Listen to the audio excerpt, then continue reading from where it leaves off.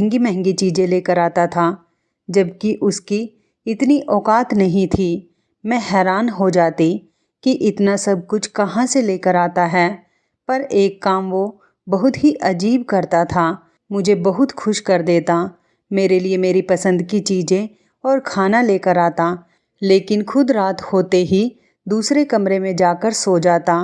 मैं हैरान होती कि अगर इसको मेरी इतनी ही परवाह है और मेरे लिए इतनी अच्छी चीज़ें लेकर आता है, तो फिर इसे मेरे में दिलचस्पी क्यों नहीं? ये मेरे पास क्यों नहीं बैठता? मेरी बात क्यों नहीं सुनता? मेरे साथ उसका रवैया नॉर्मल क्यों नहीं है? मैं एक रात पहले ही दूसरे कमरे में छुप गई, ताकि जब वो यहाँ पर आए तो मुझे पता चल जाए कि आखिर इस कमरे में क्यों आता है, मेरे पास क्यों नहीं बैठता। तब मैंने अपने पति को ऐसी हरकत करते देखा कि मैंने अपने कानों को हाथ लगा लिया। मेरा नाम निशा है। मैं बहुत ज़्यादा खूबसूरत थी। मेरी भाभी को मेरी खूबसूरती से बड़ी नफ़रत थी।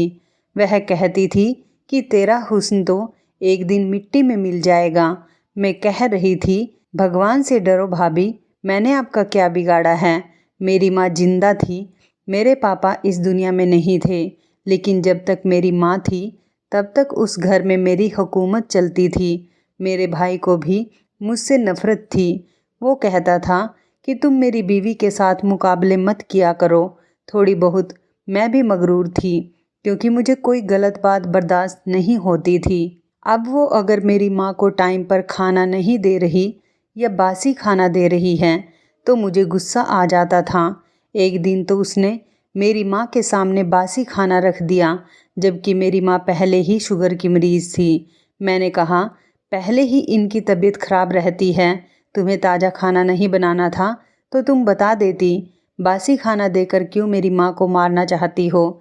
इस बात पर ऐसी लड़ाई हुई कि हम दोनों ननद भाभी में हाथापाई भी हो गई। मेरे भाई ने तो अपनी बीवी का ही साथ दिया और उसने मुझे कहा कि तुझे मैं एक दिन सीधा करूँगा कि तू बिल्कुल तीर की तरह सीधी हो जाएगी। तू छोटी है, तेरा काम क्या है बड़ी भाभी से ऐसे बातें करना? मैंने कहा कि बात छोटे बड़े की नहीं है, कुछ गलत करेंगे तो मैं ज़रूर बोलूँगी। उस रात मेरी माँ की तबीयत खराब हो गई। इतनी खराब हुई कि वह अस्पताल पहुँच गई और 4 दिन तक बीमारी से लड़ने के बाद वो इस दुनिया से चली गई। मैं बहुत परेशान हुई। थोड़े बहुत रिश्तेदार थे, लेकिन वो सारे ही मेरी माँ के ससुराल वाले थे, इसलिए उनको कोई ज़्यादा दुख नहीं हुआ। उन्होंने बस थोड़ा अफसोस किया और चले गए। अब घर में सिर्फ मैं और मेरा भाई थे। एक रात भाई मेरे कमरे में आया और उसने कहा कि मम्मी इस दुनिया में नहीं रही। मुझे लगा कि कहेगा कि कोई बात नहीं, मैं हूँ, किसी चीज़ की ज़रूरत हुई तो मुझे कह देना। उसने कहा कि अगले रविवार वाले दिन तुम्हारी शादी है। जब उसने ऐसी बात की तो मैं हैरान रह गई। मैंने कहा कि क्या? उसने कहा कि हाँ, मैं तुम्हारी शादी कर रहा हूँ। अपने घर की हो जाओगी तो अच्छा रहेगा। मेरे में इतनी हिम्मत ना थी कि पूछूं कि मेरी शादी किस से कर रहे हो, पर इतनी जल्दी शादी? उसने कहा कि बस शादी की रस्म है, क्योंकि अभी अभी माँ मरी है। तेरे दिल में कोई अरमान है तो उसको दिल में ही दबा लेना। मैं तुम्हारे लिए महीना पहले ढोलकी नहीं रख सकता और ना ही तुम्हारे दूल्हे को घोड़े पर ला सकता हूँ। इतना कहकर वह कमरे से चला गया। मैंने तकिए पर सिर रखकर रोना शुरू कर दिया, लेकिन फिर दिल में ये सोचकर तसल्ली कर ली कि चलो शादी तो एक दिन होनी ही थी। अगर हो जाएगी तो मेरा अपना घर तो होगा, किसी की गुलामी तो नहीं करनी पड़ेगी। भाभी से तो जान छूटेगी, वरना किसी और तरह से तो भाभी से जान नहीं छूट सकती। यही सोचकर मैं भी दिन गुजारने लगी। लेकिन शादी वाले दिन मैं ये देखकर हैरान रह गई कि मेरे भाई ने मेरी किस किस्म के इंसान से मेरी शादी तय की थी। शायद इसमें भी मेरी भाभी की कोई चाल थी, क्योंकि जब भी लड़ाई होती थी मेरी भाभी दुश्मन बन जाती थी। मुझे लगता था कि वो किसी दिन ज़रूर ही मुझसे बदला लेगी, और आज उसने यही किया था। वो कामयाब हो गई थी, क्योंकि मेरा दूल्हा तो अजीब हालत में बैठा था। उसे देखकर कोई बच्चा भी अंदाज़ा लगा सकता था कि वो कोई नॉर्मल इंसान नहीं था। बल्कि एक पागल था, क्योंकि उसने हाथ में टॉफियाँ पकड़ी हुई थी जिसको वह खा रहा था। बाल उसके बिखरे हुए थे, कपड़े तो उसने नए पहने थे लेकिन इतने गंदे कर लिए थे कि जैसे कोई छोटा बच्चा मिट्टी में खेलता है तो उसके कपड़े गंदे हो जाते हैं। यही मेरा दूल्हा था। सबको पता चल गया कि वो तो पागल है। मोहल्ले से भी कुछ औरतें आई हुई थी, क्योंकि रिश्तेदार तो थे नहीं। उन्होंने भी कहना शुरू कर दिया कि निशा का दूल्हा तो पागल है, ये क्या कर दिया है। भाई भाभी ने बहन पर इतना बड़ा जुल्म कर दिया। माँ क्या मरी, इनकी तो आंखें सफ़ेद हो गई। पागल के साथ इतनी प्यारी लड़की की शादी करवा दी और मेरी शादी हो चुकी थी। उसके बाद मैंने अपने दूल्हे को देखा था। अब तो विदाई होने वाली थी। मेरी आंखों से आंसू जारी थे। मैं रोना चाहती थी लेकिन रो भी नहीं सकती थी। मैं रोती तो मेरे आंसू कौन देखेगा। मुझे मेरी माँ की बहुत याद आ रही थी। मेरी माँ अगर जिंदा होती तो मेरे साथ यह सब कुछ कभी ना होता। मेरी भाभी ने ही मेरे भाई को भड़काया था। उसको जरा ख्याल ना आया कि वो अपनी बहन की शादी एक पागल के साथ कर रहा है। कैसे रखेगा वो मुझे, क्या खिलाएगा, क्या पिलाएगा।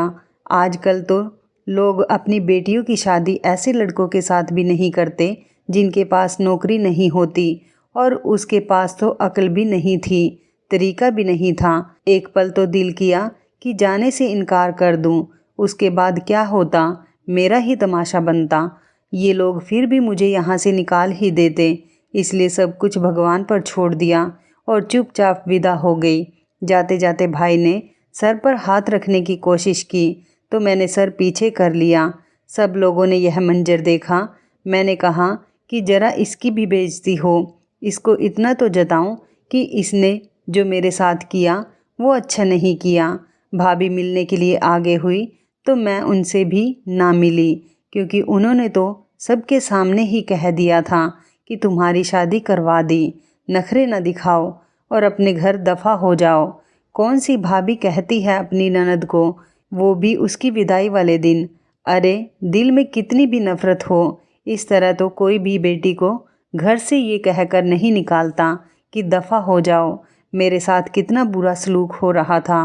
भगवान ही देख रहा था कि मेरे ऊपर कितना जुल्म हो रहा है। पर मुझे पता था भगवान मेरा इंसाफ करेगा। लेकिन अभी तो मुझे मेरा समय बहुत ख़राब नज़र आ रहा था। कुछ समझ नहीं आ रही थी। मेरा दूल्हा पागल था लेकिन उसका घर अच्छा था। 3 कमरों वाला घर था। वहाँ पर उसका एक भाई भी था। मुझे लगा कि वो भी इसी घर में रहता है, लेकिन जब रात हुई तो उसकी जगह उसका भाई कमरे में आया। मैं ज़रा ज़रा घबरा गई। उसने कहा, भाभी घबराने की ज़रूरत नहीं है, दरअसल ये भी मेरा अपना घर है। वहाँ दूसरी जगह भी मेरा घर है जहाँ पर मेरी बीवी बच्चे मेरा इंतज़ार कर रहे हैं। अब आपको ही इसे संभालना है। वो क्या है कि मेरी बीवी की इससे नहीं बनती, क्योंकि उसके साथ इसके संबंध अच्छे नहीं हैं। माँ बाप हमारे भी नहीं हैं, बस अब आप हैं और आपका पति है। ये घर है। अगर आपको समझ ना आए कि कौन सी चीज़ कहाँ पड़ी है, फ़ोन करके पूछ लीजिएगा। दीवार पर मेरा नंबर लिखा हुआ है, पर अगर यह ज़्यादा तंग करने लगे तो आप मुझे बुला सकती हैं। लेकिन देखो, मैं भी बाल बच्चे वाला हूँ। मेरी बीवी को मेरा यहाँ आना जाना पसंद नहीं है। अगर कोई बहुत ही ज़्यादा इमरजेंसी हो तो फिर आप बुला लीजिएगा, वरना खुद ही हालात को संभालने की कोशिश कीजिएगा, क्योंकि अब यह है तो आपका ही पति और आपको इसके साथ ही रहना है। मैं समझ रही थी कि मेरी ज़िंदगी कितनी बुरी होने वाली थी। मैंने हाँ में सर हिला दिया। और मैं क्या कर सकती थी। उसने कहा, भगवान आपकी मदद करे, आप परेशान नहीं होना, एक दिन सब कुछ ठीक हो जाएगा। मुझे पता था कि वह तसल्ली दे रहा है, लेकिन फिर दोबारा कहा कि मैं आपको बताने की कोशिश कर रहा हूँ भाभी कि एक दिन सब कुछ ठीक हो जाएगा। आप बिल्कुल परेशान नहीं होना। पता नहीं इसने इस बात को 2 बार क्यों बोला और इतना जोर देकर क्यों बोला। फ़िलहाल तो मुझे कुछ समझ नहीं आ रहा। मैंने कहा, ठीक है। मेरा पति दूसरे कमरे में बैठा था। मैं जब उसके कमरे में गई तो हैरान रह गई। ये कमरा शायद उसी का था। यहाँ पर काफ़ी सारी चीज़ें टूटी हुई थी और कुछ खिलौने वगैरह भी पड़े थे। शायद उसका दिमाग बचकाना था। उसने मुझे देखा तो मैं डर गई। मुझे लगा ये मुझसे कोई बात करेंगे, कुछ बोलेंगे या कोई काम कह देगा, और उसने ऐसा कुछ नहीं किया। मैं चुपचाप जाकर अपने कमरे में सो गई। मेरा दिल तो किया दरवाजे को अंदर से कुंडी लगा लूं, लेकिन फिर मैंने ऐसा नहीं किया। कहने में बड़ा अजीब लगता है, लेकिन इतनी सुकून की नींद पहले कभी नहीं आई थी। आँख खुली तो हैरान रह गई। सामने मेरा पति बैठा था। उसे देखकर मैं डर गई थी। फिर जब मैंने टेबल की तरफ देखा तो मेरी आंखें खुली की खुली रह गई। टेबल पर तो नाश्ता पड़ा हुआ था। नाश्ता तो बाजार का लग रहा था। मैंने उसकी तरफ देखा और आसपास देखा। मुझे लगा शायद उसका भाई आया है और वही नाश्ता लेकर आया है, लेकिन घर में कोई नहीं था। बाहर वाला दरवाज़ा तो अभी भी बंद था। रात को मैंने खुद कुंडी लगाई थी। मेरे पति ने मुझे कहा कि नाश्ता कर लो, और वो भी नाश्ता करने के लिए बैठ गया। मैं हैरान रह गई। मैंने कहा, इसको इतना पता है कि हमारी शादी हुई है तो बाज़ार से नाश्ता लेकर आना है। फिर ये कहाँ का पागल हुआ। लेकिन फिर उसने अजीब सा गाना गाना शुरू कर दिया। ये किसी कार्टून का गाना था। मैं तो समझ गई कि शायद ये एक नॉर्मल सी हरकत है। शायद इसे भी भूख लगी होगी। शायद उसके पास थोड़े बहुत पैसे हों। इतना काम तो कोई छोटा बच्चा भी कर लेता है। खैर, मैंने नाश्ता कर लिया। उसके बाद मैं घर को साफ करने लगी। मैं यह पूछना भूल ही गई थी कि ये घर कैसे चलता है, लेकिन फ़िलहाल तो घर में ज़रूरत की सारी चीज़ें पड़ी हुई थी। मैंने उसके भाई का नंबर मिलाया, पर नंबर नहीं मिल रहा था। मैंने दोपहर का खाना भी बना दिया। मेरे घर में ऐसे ही चलने लगी। मेरे पति अचानक ही कहीं चला गया तो मैं परेशान हो गई। मुझे लगा कि पता नहीं शायद घर से ही भाग गया है। मैंने इसलिए उसके भाई को कॉल की थी। उसने कहा कि हाँ, वो कभी कभी चला जाता है लेकिन वापस आ जाता है। परेशान होने की ज़रूरत नहीं है, रात तक वापस आ जाएगा। अगर रात तक भी वापस नहीं आया तो फिर आप मुझे बता देना। मैंने कहा कि ठीक है। रात हुई तो मेरा पति वापस आ गया। उसके हाथ में कोई चीज़ थी जो उसने मुझे पकड़ा दी। मैंने खोलकर देखा तो उसके अंदर फूल थे। मैंने कहा, ये क्या है? तो उसने कहा, मैं तुम्हारे लिए लेकर आया हूँ। मैं हैरान रह गई। उसने फूल मेरे पास रखे और ख़ुद दूसरे कमरे में चला गया।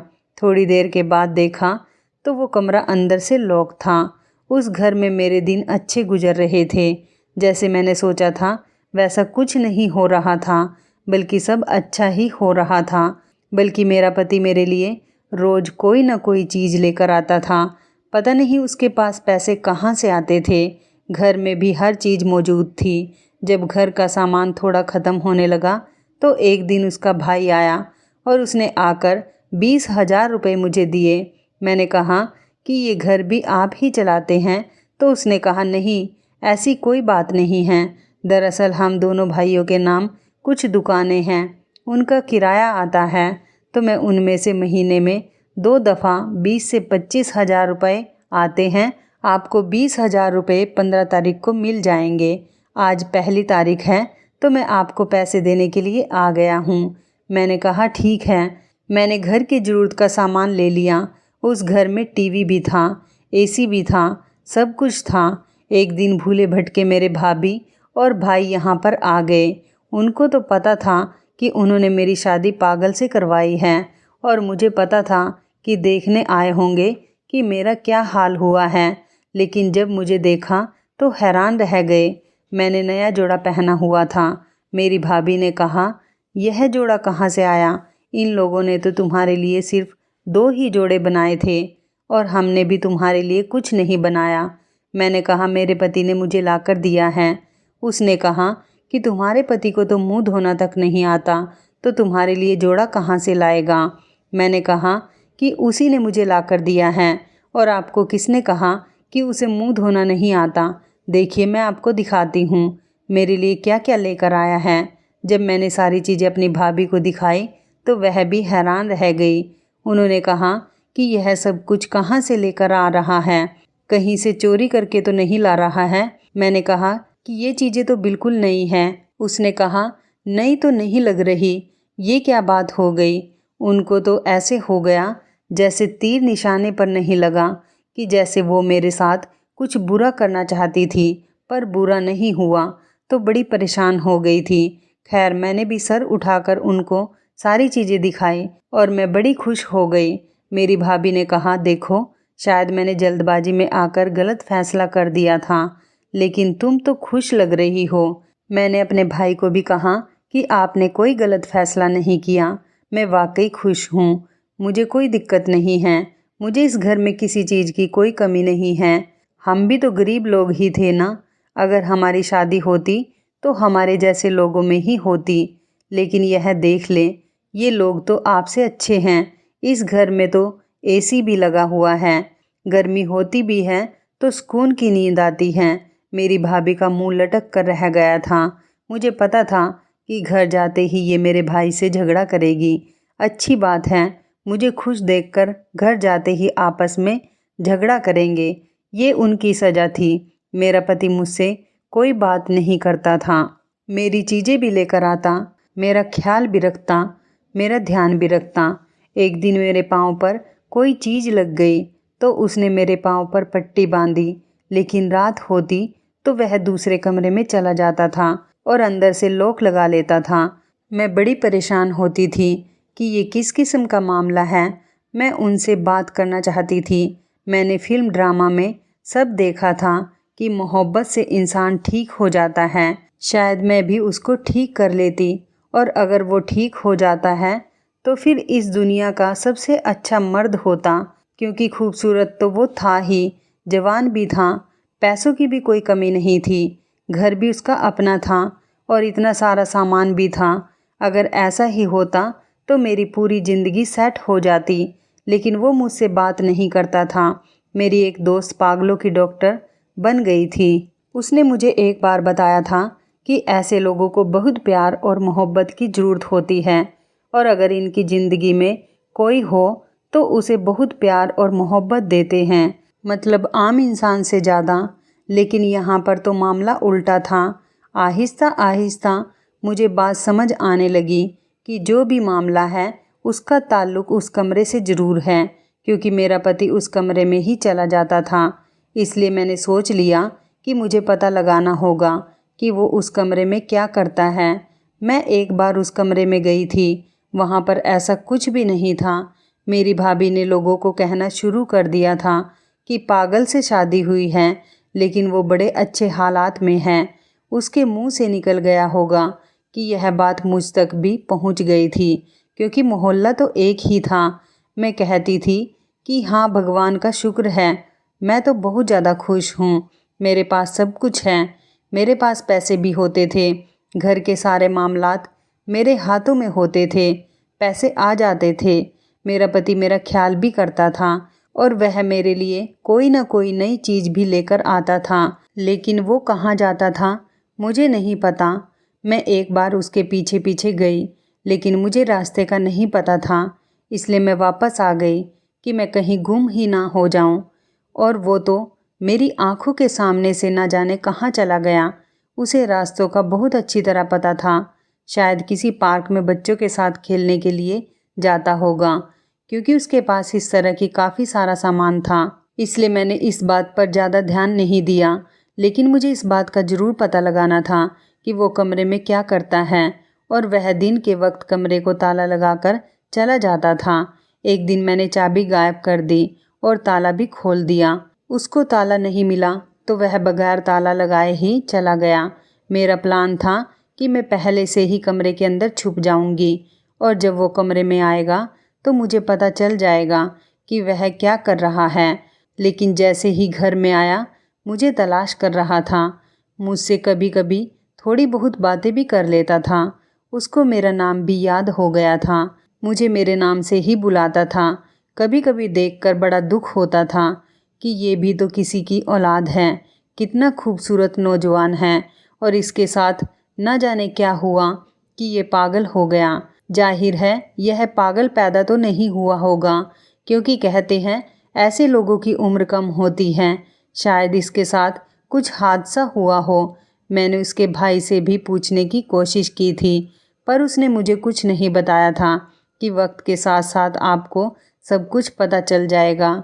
ये किस किस्म की बात थी? वक्त के साथ कैसे पता चलता? मुझे मेरे पति की पुरानी तस्वीरें मिली थी। वो शक्ल से बहुत ही गुस्से वाला और जिद्दी लगता था। ऐसा लगता था कि जैसे पूरे खानदान का सबसे खूबसूरत नौजवान था, लेकिन फिर ऐसे हाल पर कैसे पहुंच गया? कहीं इसको किसी की बद्दुआ तो नहीं लगी थी? मन में ऐसे ही उल्टी सीधी बातें और सवाल आते रहते थे। आज तो मुझे पता चल ही जाना था। फिर उसके बाद मैं देखती कि मुझे क्या करना है। कहीं कोई ऐसी वैसी बात ना हो। मेरा पति फिर से मेरे लिए कोई चीज़ लेकर आया था। कमरे में गया, लेकिन उसने महसूस किया कि मैं कमरे में नहीं हूँ, तो वह चीज़ वहीं पर रख दी। मुझे थैला रखने की आवाज़ आई थी। वो कमरे में आ गया। मैं कमरे के अंदर ही छुपी थी। उसने दरवाजे को अंदर से लॉक लगा लिया और कुर्सी पर सिर पकड़कर बैठ गया। मैं पर्दे के पीछे से उसको देख रही थी। उसको अंदाज़ा भी नहीं था कि मैं कमरे के अंदर हूँ। वो सर को ऐसे अंदाज में पकड़े बैठा था, ऐसा लगता था जैसे कोई बड़ा आदमी कुछ सोच रहा है। उसके चेहरे पर से अचानक से पागलों वाले जज्बात ही गायब हो गए थे। अभी से मामला मुझे कुछ गड़बड़ लग रहा था। कोई न कोई बात थी जो नॉर्मल नहीं थी। थोड़ी देर के बाद उसने अपनी जेब से एक बड़ा सा फ़ोन निकाला। मैं हैरान रह गई कि यह बड़ा फ़ोन इसके पास कब आया, और फ़ोन भी बिल्कुल ठीक ठाक था, टूटा हुआ भी नहीं था, जबकि बाकी उसकी सारी चीज़ें टूटी हुई थी। फ़ोन पर किसी से बात करने लगा, और जब उसने बात करनी शुरू की तो मेरी तो ऐसी हालत ख़राब हुई थी। मैं हैरान रह गई। वो तो किसी समझदार आदमी की तरह बातें कर रहा था और कह रहा था कि देखिए, मैंने आपसे पहले डील की थी और ये पैसे कारोबार में लगा दे। जो मेरी किस्मत में होगा, जो मेरा नसीब होगा, मुझे मिल जाएगा। मैं हैरान रह गई थी कि वो मेरा पति, जो दुनिया के सामने पागल बना हुआ है, यहाँ पर बैठकर बिजनेस की डील कर रहा था, लेकिन फिर दुनिया के सामने क्यों पागल बना हुआ था और अपनी बीवी से झूठ क्यों बोल रहा था? अपनी बीवी को तो बता सकता था। दिल तो किया कि सामने आ जाऊं, लेकिन फिर सोचा कि देखती हूँ ये क्या करता है। फिर थोड़ी देर के बाद जेब से काफ़ी सारे पैसे निकाले और फिर उनको एक साइड पर रख दिया। फिर दोबारा से किसी को फ़ोन किया। इस बार मुझे समझ आया कि वह किसको फ़ोन कर रहा है। वो अपने भाई को ही फ़ोन कर रहा था। उसने कहा कि मेरा दिल करता है मैं निशा को सब कुछ बता दूं। मेरी बीवी है, मैं उसके साथ रहना चाहता हूँ। शायद दूसरा शख्स यह कह रहा था कि जल्दबाजी ना करो, तो उसने कहा कि जल्दबाजी कैसी? हमारी शादी को 4 महीने होने वाले हैं। जब मेरा जिक्र हुआ तो मैं सामने आ गई। मुझे देखकर हैरान रह गया। उसका मुंह खुला का खुला रह गया और फ़ोन को एक साइड पर रख दिया। मैंने कहा कि यह सब कुछ क्या है? क्यों दुनिया के सामने पागल बने हुए हो? मैंने सब कुछ सुन लिया है। उसने कहा कि देखो, मैंने आज या कल तुम्हें बताना ही था। मैंने कहा कि मुझे सारी बात बताओ, आखिर बात क्या है? मेरी आंखों में आंसू आ गए। तो उसने कहा, रो क्यों रही हो? मैंने कहा, मुझे नहीं पता, बस मुझे रोना आ रहा है। मुझे बता दो कि क्या बात है। उसने मुझे ऐसी बात बताई कि मैं हैरान रह गई। उसने कहा कि मैं पूरे मोहल्ले का सबसे समझदार और पढ़ा लिखा लड़का था। मेरी बहुत अच्छी नौकरी भी थी। अभी भी मैं उसी नौकरी पर हूँ, लेकिन सारी रात बैठकर ऑनलाइन काम करता हूँ। मैंने कहा कि पागल बने क्यों फिरते हो? उसने कहा, मेरी कुछ लोगों के साथ दोस्ती थी, पर मुझे नहीं पता था कि वो किसी और तरह के लोग थे। एक दिन हम लोग कहीं चले गए, वहाँ पर हमारा छोटा सा झगड़ा हो गया और हमारे हाथों एक आदमी मर गया। तो सारा इल्ज़ाम उसने मुझ पर लगा दिया। अगर मैं पागलपन का नाटक ना करता तो मुझे सज़ा हो जाती और मेरी सारी ज़िंदगी जेल में गुजर जाती, क्योंकि वो सब लोग भाग गए। पर मैं उस आदमी की जान बचाने के चक्कर में वहीं पर रह गया, लेकिन वह भी इस दुनिया से चला गया और इल्ज़ाम मुझ पर आ गया। मुझे पुलिस पकड़ कर ले गई थी। अभी भी और लोग इसी मोहल्ले में रहते हैं। उसको मेरी वजह से नुकसान हुआ, इसलिए मुझे पागल की एक्टिंग करनी पड़ी। लेकिन सुना है अब उन्होंने अपना घर बार बेच दिया है और 1 महीने बाद यहाँ से जा रहे हैं। बस उसके बाद मैं अपने तरीके से रह सकता हूँ। तुम्हें यह सब कुछ मैंने इसलिए नहीं बताया कि एक बार वो लोग यहाँ से चले जाएं तो फिर मैं तुम्हें भी बता दूँगा। तुम्हारे भाई ने जब कहा कि उसे ये रिश्ता कबूल है तो हम लोग बड़े हैरान हुए। हमें पता चल गया था, इसलिए मैंने बिना देखे ही शादी के लिए हाँ कर दिया। सोचा कोई तो पुण्य कमा लूँ तुम्हें बचाने के खातिर। तुमसे बहुत मोहब्बत करता हूँ, तुम बहुत अच्छी लगती हो। बाहर जाता हूँ तो वह भी काम के सिलसिले में ही जाता हूँ। तुम्हारा चेहरा मेरी आंखों के सामने आ जाता है तो फिर सोचता हूँ तुम्हारे लिए कोई चीज़ ले लूँ। सोचता हूँ कहीं तुम हालात से तंग आकर मुझे छोड़कर ना चली जाओ कि एक पागल के साथ मेरी ज़िंदगी बुरी गुजर रही है, इसलिए तुम्हारे सारे नाज नखरे उठाने की कोशिश करता हूँ। तुम्हारे लिए तोहफ़ा लेकर आता हूँ कि कम से कम तुम खुश तो रहो। तुमसे बहुत मोहब्बत करता हूँ। मेरी आंखों में फिर से आंसू गिरने लगे। उसने कहा कि आप रो क्यों रहे हो? मैंने कहा कि खुशी से रो रही हूँ। उसने कहा अजीब हो, दुख से भी रोती हो और खुशी से भी रोती हो। अरे देखो, मैं तुम्हारा पति हूँ। तुम्हारी ज़िंदगी बहुत अच्छी होने वाली है। 1-1.5 महीने तक हमें नाटक करना होगा और इसके बाद सब कुछ ठीक हो जाएगा। मैंने कहा कि मुझे कोई दिक्कत नहीं है। मैं तो सोच रही हूँ कि भगवान ने मेरे कौन से पुण्य का अब मुझे तोहफ़ा दिया है। मैंने कभी किसी का बुरा नहीं किया था, पर मेरे अपने भाई ने मेरे साथ इतना बुरा किया और शुक्र है कि आप बिल्कुल ठीक हैं। उसने कहा कि परेशान नहीं हो, सब ठीक है और हमेशा ठीक रहेगा। मैं तुम्हारा पति हूँ, हमेशा तुम्हारा ख्याल रखूँगा, तुम्हारे साथ रहूँगा। हमारी ज़िंदगी बहुत अच्छी होगी। और ऐसे ही हुआ। आहिस्ता आहिस्ता मैंने यह बात मशहूर कर दी कि मैंने अपने पति का इलाज करवा लिया है और हमारी ज़िंदगी मिसाल बन गई। तो इस कहानी के बारे में आपकी क्या राय है? कमेंट करके ज़रूर बताइएगा। दोस्तों, आपको हमारी ये मज़ेदार कहानी कैसी लगी? आप हमें कमेंट बॉक्स में ज़रूर बताएं। यदि आपके पास भी ऐसी कोई प्यारी सी कहानी है या फिर ऐसी कोई कहानी जिससे कुछ शिक्षा मिले तो आप हमारे साथ उसको ज़रूर शेयर करें। दोस्तों, यदि आपको हमारी ये वीडियो अच्छी लगे तो आप हमारी इस वीडियो को लाइक शेयर ज़रूर करें और ऐसी ही दिल को छू लेने वाली प्रेरणादायक कहानियाँ सुनने के लिए हमारे चैनल को भी सब्सक्राइब करें। यदि आप हमें फेसबुक पर देख रहे हैं तो आप हमारे फेसबुक पेज को लाइक और फॉलो ज़रूर करें। तो दोस्तों, फिर मिलते हैं ऐसी ही ज़बरदस्त कहानी या टिप्स के साथ नई वीडियो में। तब तक के लिए धन्यवाद। आप सभी अपना ख्याल रखना। आपका दिन शुभ व मंगलमय हो।